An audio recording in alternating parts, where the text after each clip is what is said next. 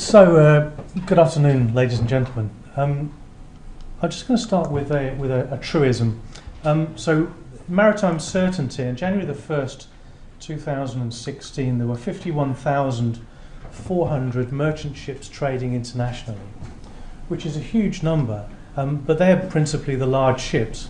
What that figure doesn't actually include, though, is non-trading vessels.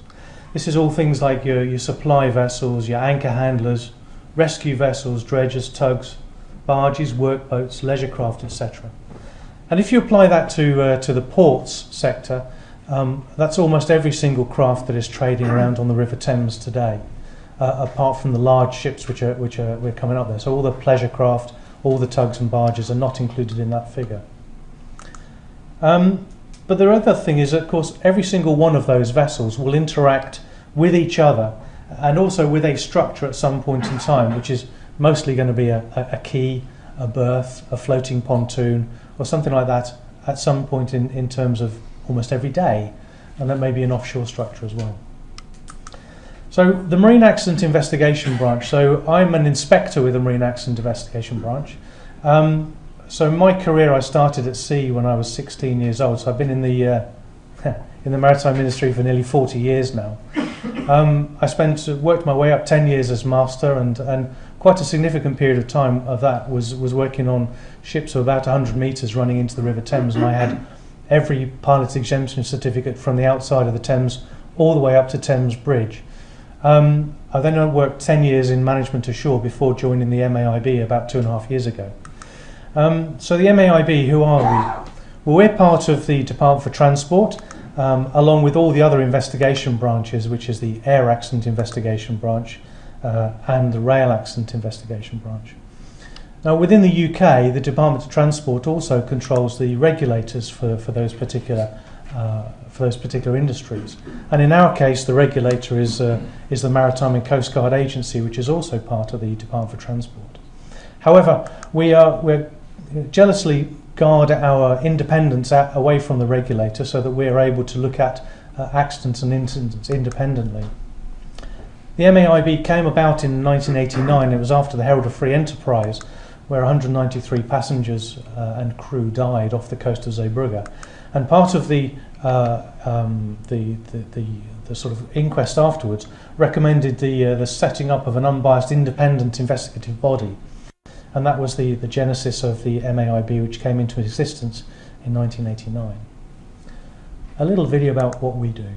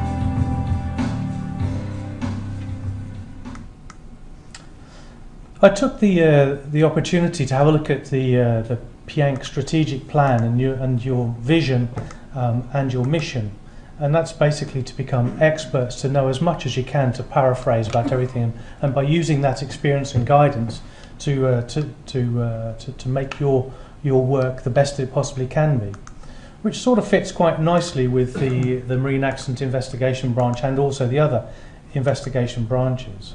Our objective, through investigating accidents and incidents that happen, is to improve practices and avoid future accidents. Now, our legislation and our requirement to go out and look at accidents and to investigate them comes down from international legislation. As I said to you, the MAIB was formed in 1989, and we're not the only country which implemented accident investigation before it became mandatory globally. And it comes down from the top down from IMO, just across the river here in London, through European directives, through the accident and reporting investigation regulations. And that piece of legislation is really, really important, because it then determines what we go out to see and when we go out to go and investigate it. And then within the Merchant Shipping Act, it defines my powers as an inspector, which are quite considerable in terms of the accident investigation itself.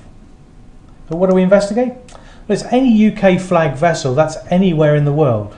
So much as I'd love to go out to the Caribbean to investigate accidents, most of them happen in northeast of Scotland for some reason. But it's any UK flag vessel in the world, and then any vessel in any flag in the UK waters up to the 12-mile limit. But that also does include rivers, lakes, inland waterways, canals, etc. So we do look at everything. We have investigated canal accidents before now. It's mainly merchant shipping vessels which fall under the SOLAS, the Safety of Life at Sea Convention, and commercial fishing vessels of greater than 15 metres we're required to investigate under certain circumstances. Although because the majority of the UK fishing fleet is less than 15 metres, we do actually look at that as well. And leisure craft, that's commercial and private. We're required to look at commercial craft if they meet the criteria for us investigating. But we also do leisure craft as well, which are privately owned. Mostly it's commercial, which could be charter boats or the small passenger craft.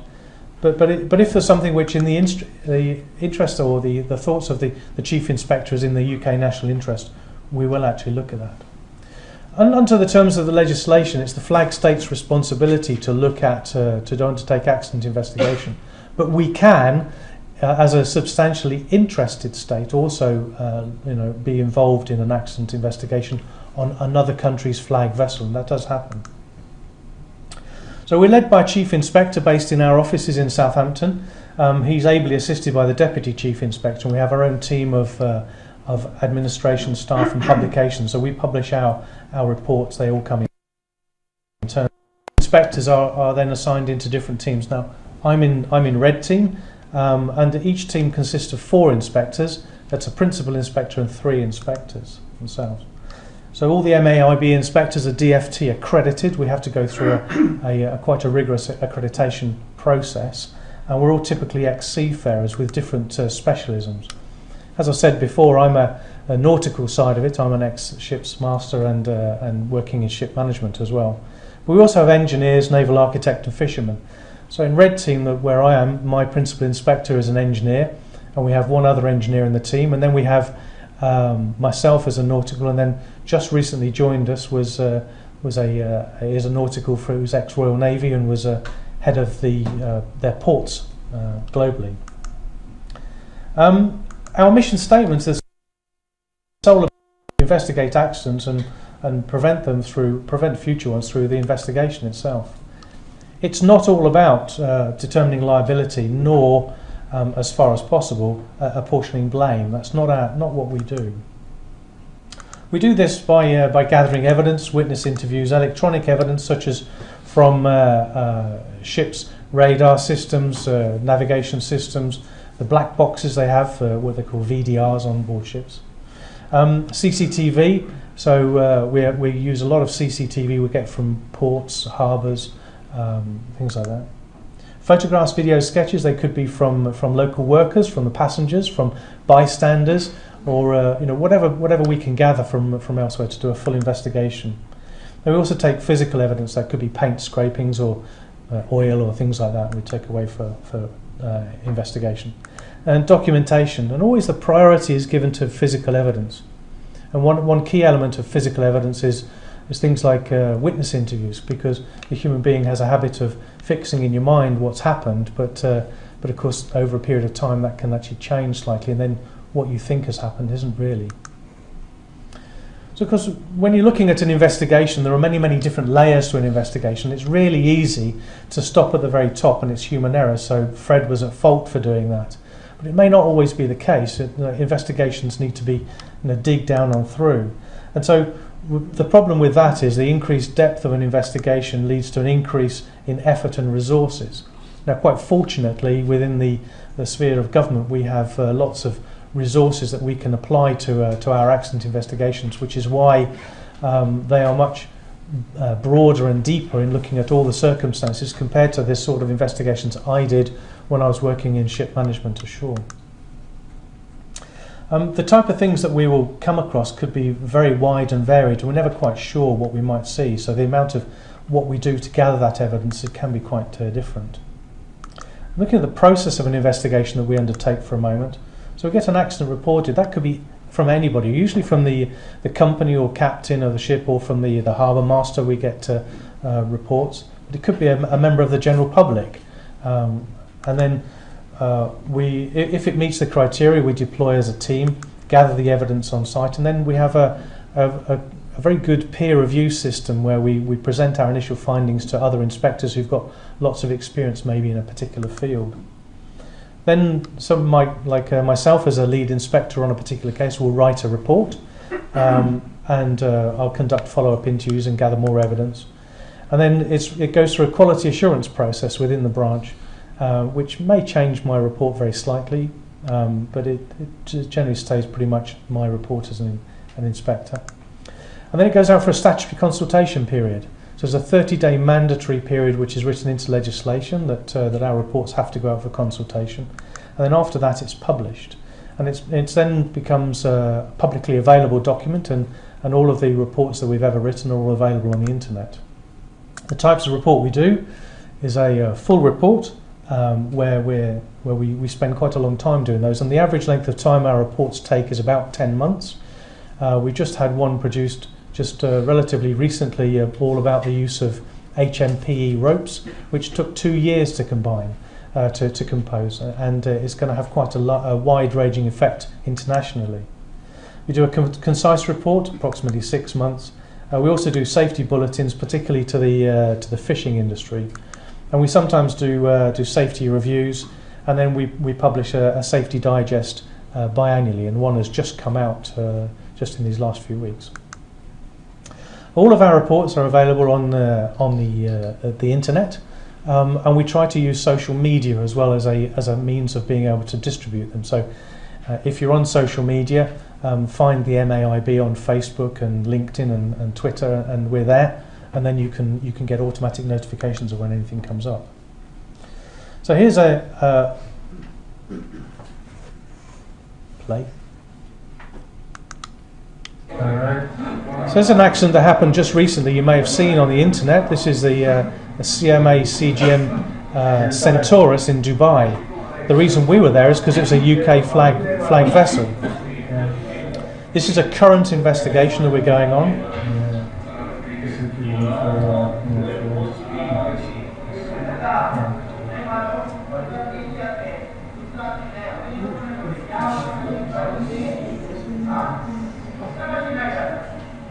You know what it reminds me of?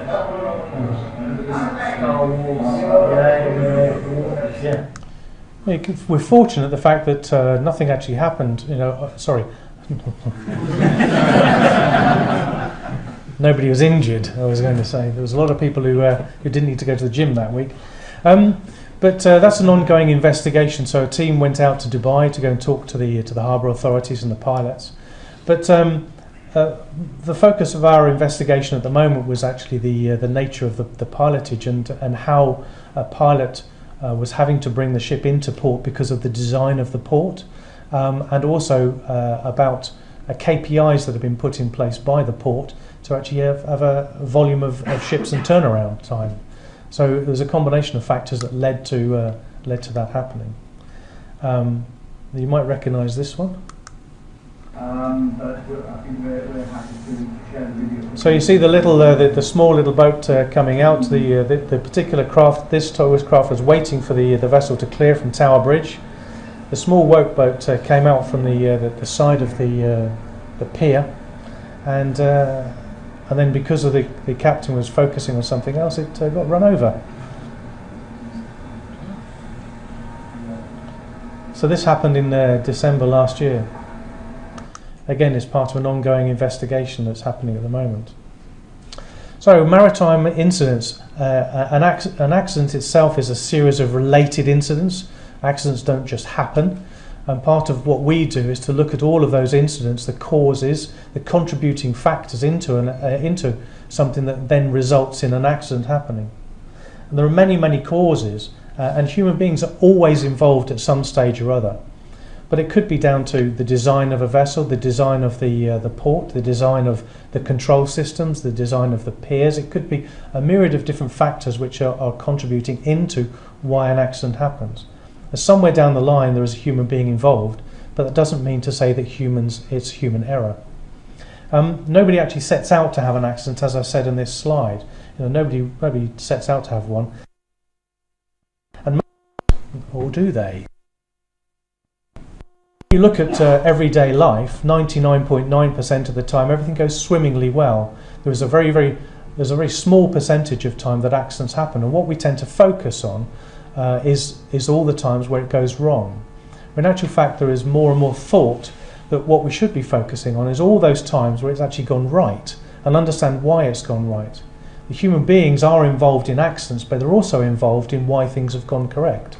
Because human beings have that capacity to look at something that's just going slightly wrong and adapt their way of operating and their changes to ensure that it actually happens correctly, so it goes right. And that may not be the proper way of doing things, but they've actually made it go right.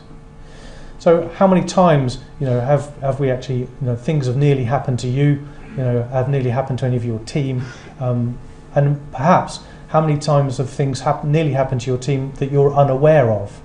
And it's the same in the maritime world. So things go correctly most of the time, but sometimes they go wrong. But how often are we unaware of when they go right, but nearly wrong? In the Port Authority, London Port Authority 2013, they saw an increase in traffic of 62%, and most of this was down to things being transported due to construction products. So 62% increase is a massive amount. Tourism, they want to, Thames Vision project wants London's water gateway to be a bustling enterprise zone again. Plans have been drawn up to revive the Thames to increase passenger trips to 20 million a year. It does add a lot, but also, what does that equate to? It equates to a massive increase in traffic.